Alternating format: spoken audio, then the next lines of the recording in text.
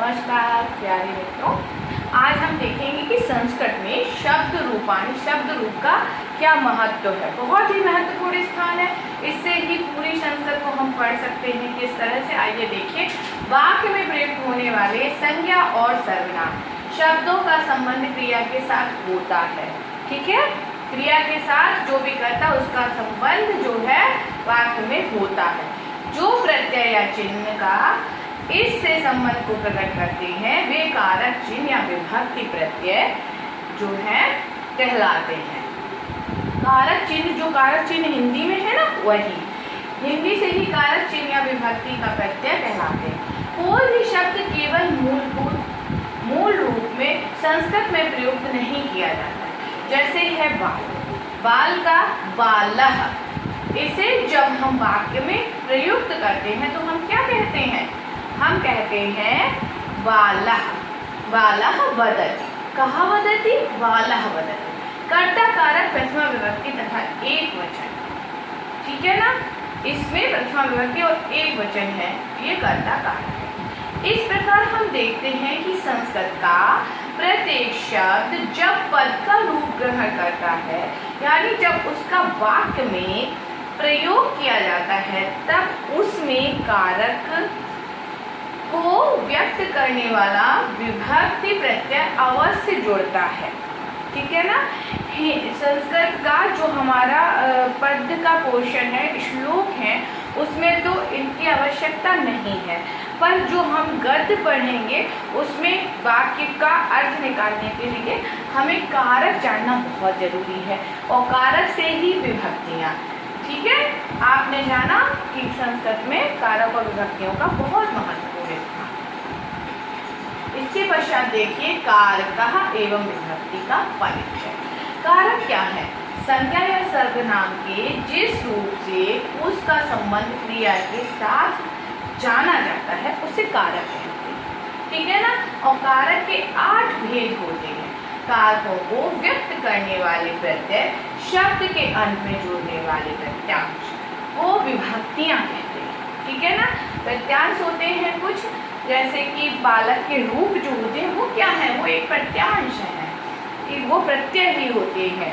सु और जस, अम और षष्टा भव्य से मिलकर ही रूप सिद्धि जो है हमारी बड़ी क्लासों में है, वो हम लोगों ने पढ़ा है। आप लोग इतने गहराई में ना जाए, आप लोगों को सब समझ लीजिए कि कुछ प्रत्यय होते हैं जो शब्द के अंत में जोड़ते हैं। कारकों, आइए मेरे साथ कारक और विभक्तियों को समझिए। ठीक है ना। देखिए, सबसे पहले विभक्ति, कारक और कारक का चिन्ह। प्रथमा क्या है?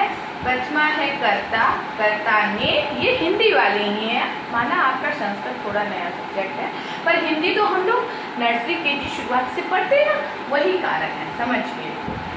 विभक्ति है कर्ता ने कर्म को करण से संप्रदान के लिए अपादान से संबंध काके की अधिकरण में पेपर संबोधन हेतु अरे।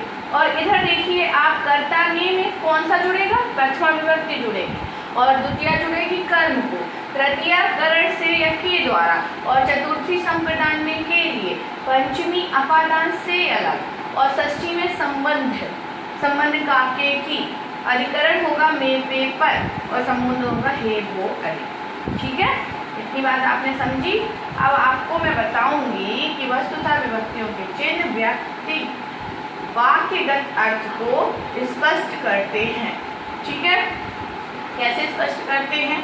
जैसे हम सभी जानते हैं कि संस्कृत में कितने लिंग होते हैं? 3 लिंग होते हैं। कौन कौन से?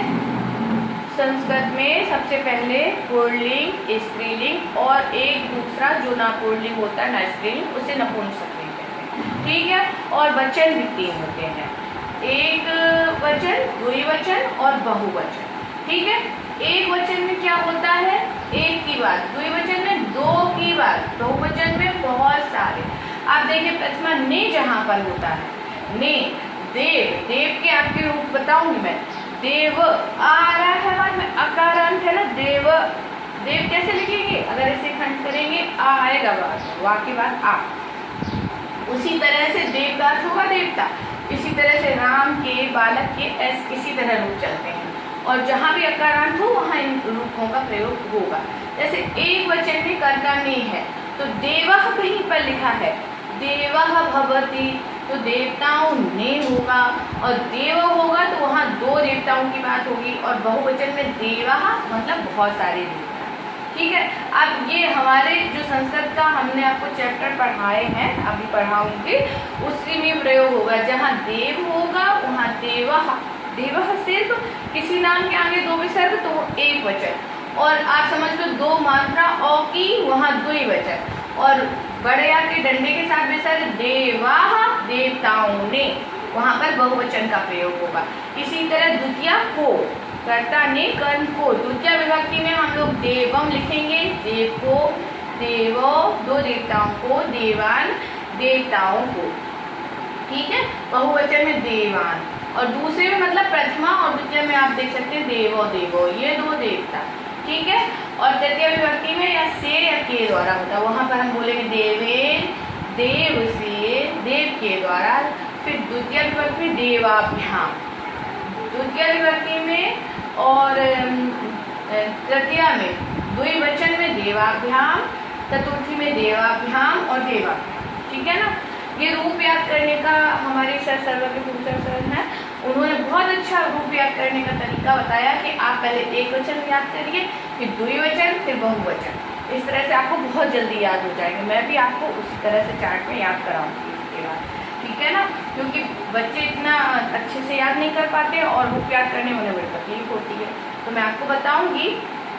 चतुर्थी विभक्ति में हम क्या करेंगे, देवाय देवताओं के लिए, और दो देवताओं की बात होगी देवाभ्याम, देवेभ्या बनेगा आपका चतुर्थी बहुवचन, देवताओं के लिए। पंचमी में देवताओं अलग होने की उसमें पंचमी होती ना, उसमें क्या देवा, हिमालयात गंगा प्रभवती, वहाँ पर देवात का प्रयोग करेंगे। द्विवचन में देवाभ्याम और बहुवचन में देवेभ्या। ठीक है, उसके बाद आप देखेंगे षष्ठी विभक्ति में काके की होता है, षष्ठी विभक्ति देवस्य। कई बार आपको पीछे रूप जो फिल कराए हमने षष्ठी विभक्ति का देवस्य है। ठीक है ना, देवस्य माने देवता का, देवव्यो माने देवयो, देवयो दो देवों का, और देवा नाम बहुत सारे देवताओं का। इसी तरह सप्तमी में पर, देवे देव में, देवियो दो देवों में, और देवेशु बहुवचन में होता है। इसी तरह संबोधन में हे और अरे होता है ना, और संबोधन जो है प्रथमा विभक्ति का ही है। देखिए उसी तरह से बोला हमने, हे देव, हे देवो, हे देवा, ये प्रथमा विभक्ति वाले ही संबोधन। तो हमको मूलतः कितने 7 रूप याद करने हैं, 7 वचन। ठीक है ना, इस चार्ट को आप बार बार देखेंगे तो आपको समझ में आएगा। मैंने इसको अपने हाथ से लिखकर आपको आज दे दिया है, इसको आप याद करेंगे, आपका यही काम होगा। इसको आप याद करेंगे, और रूप जो है, रूप नहीं याद होते, मैं आपको उसी तरह से रूप बताऊंगी। ये देव है, देव की तरह राम के चलते हैं, तो मैं आपको राम के रूपों भी बताऊंगी। ठीक है, ओके, धन्यवाद। बच्चों, आप इसको कॉपी में देखकर नोट करेंगे। ये आपका शब्द रूप का प्रक्रिया है, और ये हमने देखिए इसमें लिख रखे हैं कर्ता ने कर्म को, सारे आपको नोट करनी है, याद करने हैं। मुझे अगले टर्न में जब हम लोग मिलेंगे तो इसको आप सभी सुनाएंगे। ये